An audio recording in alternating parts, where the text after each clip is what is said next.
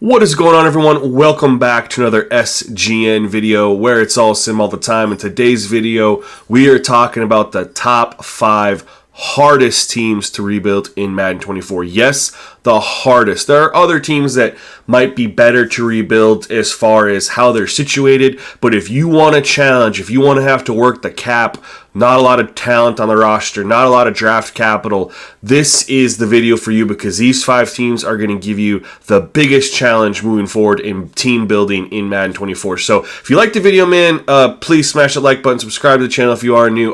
Otherwise, let's go ahead and start off on our list with the number 5 hardest team to rebuild in Madden 24, and that's going to be the Arizona Cardinals. Now, really, they would have been a lot higher on this list other than their draft capital, which we'll talk about later, but they do have $21 million in cap space in 2023. However, that completely changes when you move forward just 1 year because of Kyler Murray's massive jump of $16 million to $51 million in cap space. So you're already, just with Kyler's change, you're already going to be negative cap space. Your running back situation is okay, I guess. John Connor, nothing special there, but you are going to go ahead and lose your top wide receiver in Marquise Brown unless you can find a way to bring him back again. The issue with the Cardinals is going to be, where's the money? You know, you can go forward with Rondale Moore and let Marquise Brown walk. You maybe trade him for some draft capital. I don't know what you're going to do. Ertz is another one. Now, there is potential there to get basically $7 million in savings if you trade him or cut him. I don't know what you want to do there. But again, there's really no way to really build this roster through free agency because a lot of your talent is leaving. You're losing some offensive line. You're losing your best wide receiver. And defensively, you're not exactly set up to succeed. You do have some strong players in the back end, but as you can see here, your offensive line is pretty decent. But where's your pressure coming from in the front 7, man? You got nothing special to write home about on any of your ends or defensive tackles. Linebacker, again, nothing special there. Nothing special in the middle linebacker position. Nothing special. So your front 7 is absolutely awful. Cornerback, it doesn't get much better. And you're losing, your next 3 corners on the list are gone. Your 2, 3, 4 corners as far as overall are gone. Now, you are strong on your safety position. You have another cap jump there for Jalen Thompson, just making it that much harder. And when you go to strong safety, you're situated very well there. You could potentially trade Budda Baker to gain some cap space and also maybe get some draft capital and move forward with Isaiah Simmons. But either way, how do you build this roster? It certainly isn't going to be through free agency. Where you can build this roster, though, is the Cardinals are set up with some draft capital, especially in year 1. You got 2 first-round picks.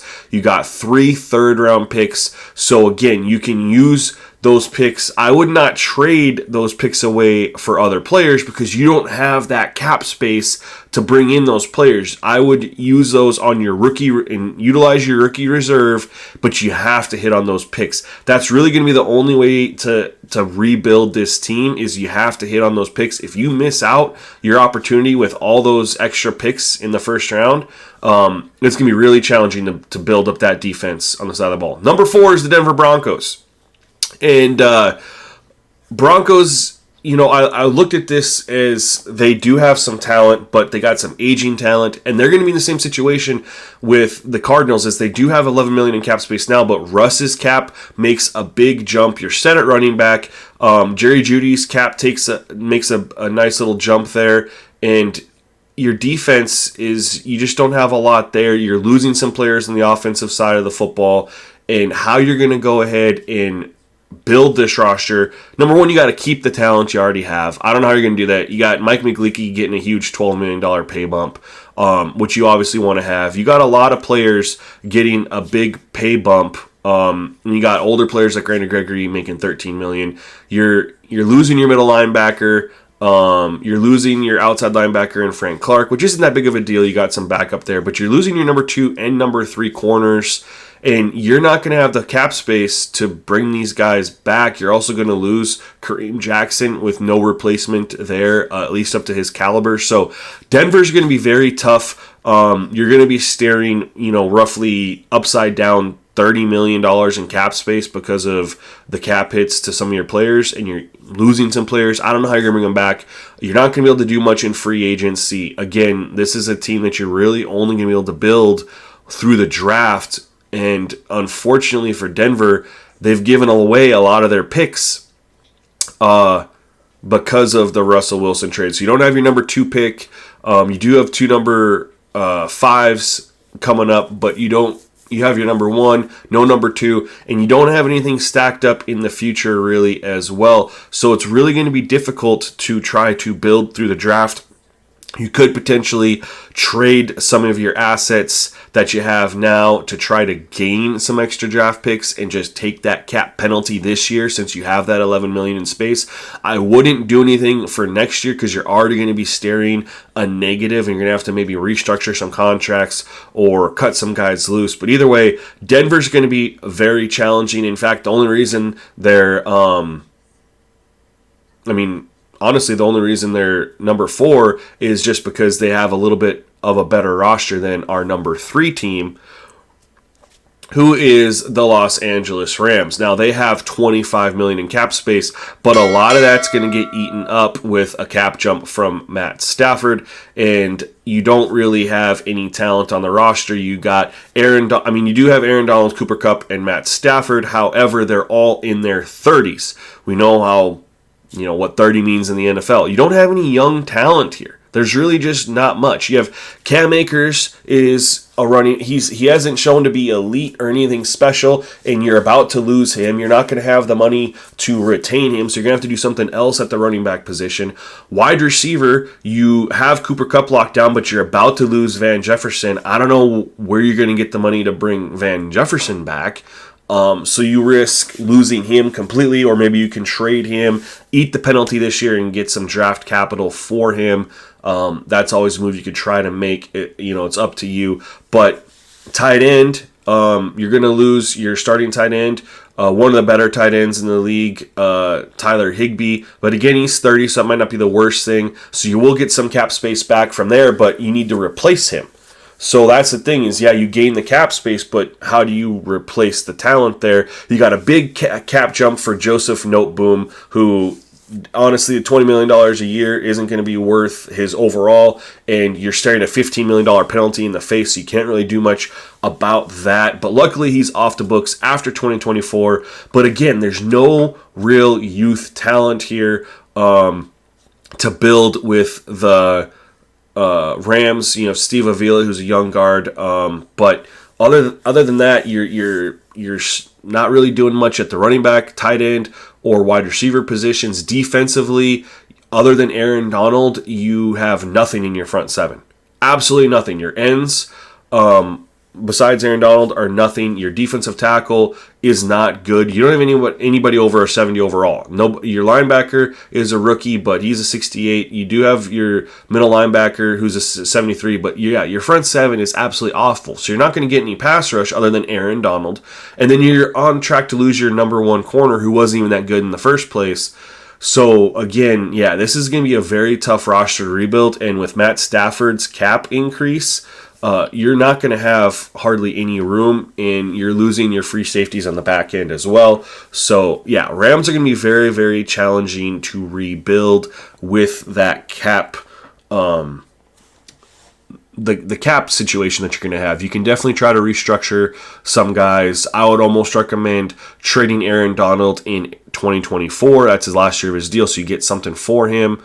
But when you look at draft capital, this is the first time they've had a first-round pick in a while, but they don't have anything extra there stacked up. So you just kind of got your standard picks. I mean, if we're going to count 2 6th-round picks as something stacked up, I guess you could do that. But either way, with the Rams, you're going to want to try to do whatever you can to get some draft capital, or try to get some younger guys, if you can, on some very friendly cap deals, so you can try to get some talent and develop it there. Otherwise, they're going to be very, very, very tough. However, they're not going to be as tough as the Vikings. The Vikings are number 2. And again, they got $23 million in cap space, but you are losing Kirk Cousins, which would bump your cap space up to $43 million, and you're going to need a lot of that to bring him back if you want to. However, he is 35. What are you going to do at the quarterback position? Are you going to bring back a 35, 36-year-old Kirk Cousins? I mean, what are you going to do as far as that? You don't really have anything at the running back position. Alexander Madison is a very below average running back, at least in the game, considering overall. You do have Justin Jefferson and Addison. You don't have to worry about Osborne losing that, which is fine. But you have to remember, Justin Jefferson gets a nice big cap jump in 2024. Almost all of the cap that you're gaining from Kirk Cousins goes there. And then TJ Hawkinson, that's $10 million that comes off your books. However, are you going to let go one of the best rated tight ends in the game? Or are you going to try to bring him back? How do you do that? You're not going to have the cap space to retain Kirk and TJ Hawkinson, let alone improve the roster anywhere else. You're going to lose, like I said, a little bit of people on the offensive line. You want to maintain the offensive line as best as you can since you do not have an elite running back anymore. Dalvin Cook is gone. You do have Brian O'Neill gets a nice little cap hit on you. You don't really have much in your front 7 moving forward. Hunter Phillips, but defensive tackle, you're okay. But here's the big issue. You're going to lose Danielle Hunter. $21 million comes off the books. He's 28, but you got to bring someone back. So you're looking at, you will have a little bit of cap space if you let these guys walk, but how do you replace the talent that you're going to lose? Again, you're losing a lot of your linebackers. So you're losing Marcus Davenport, you're losing Danielle Hunter, you're losing a lot of your talent on the front 7. Your cornerback situation, you're losing your second best corner. You don't really have any talent at the cornerback position, so I don't know what you're going to do there. Your safeties are okay. You do have Harrison Smith, who's 34, and his cap takes a nice little jump. So the situation with the Vikings is you are going to have some cap come off the books, but it's from a lot of your best players. And you need to have a quarterback. So if you let Kirk walk and you don't pay him the $30 million he's going to want, you're not going to have a quarterback, which is going to make it even harder. So, and they don't have a lot of draft capital, unfortunately, for you to rebuild. They do have missing a 3rd-round pick this year. I believe that was in the TJ Hawkinson trade from a year ago. But they do have 2 5ths.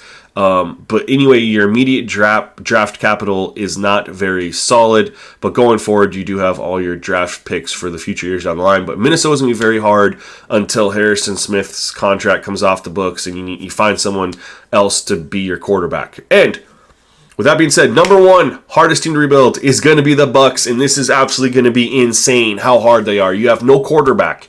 You have a very young wide receiver. A running back. You have Mike Evans. You're going to lose Mike Evans. He's 30. He's a 90 overall. I mean, what are you going to do there?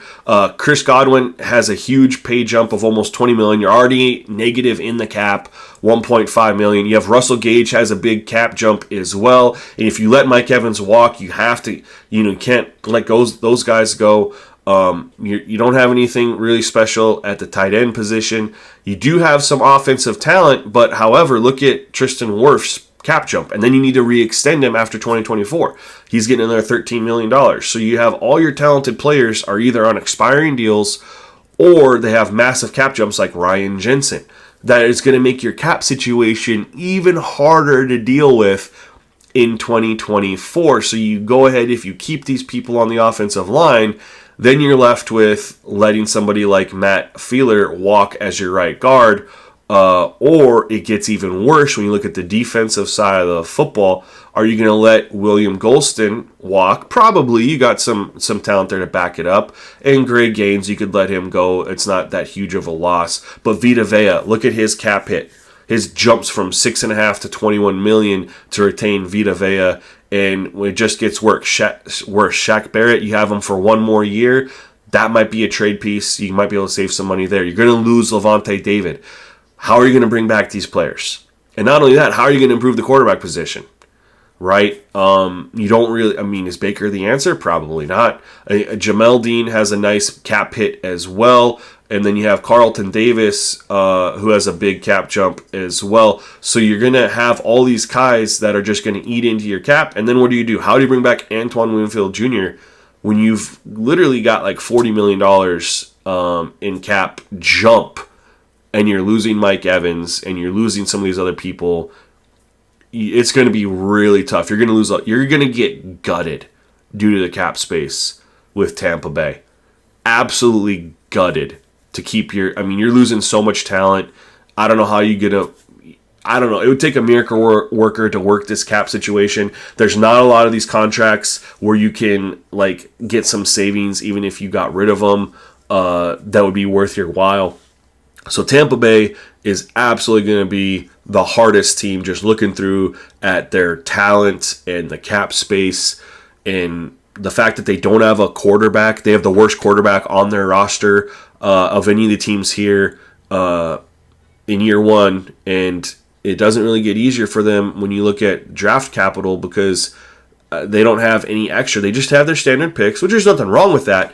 But where's your extra picks to build the roster? But anyway, guys, that's it for the video. Hopefully you enjoyed this. And if you did, let me know what team you're going to use to rebuild Madden 24 with the hardest teams, at least my 5 hardest teams. And if there's a team you thought that should have been here, let me know. Otherwise, guys, that's it for the video. Stay tuned to the next one. Peace.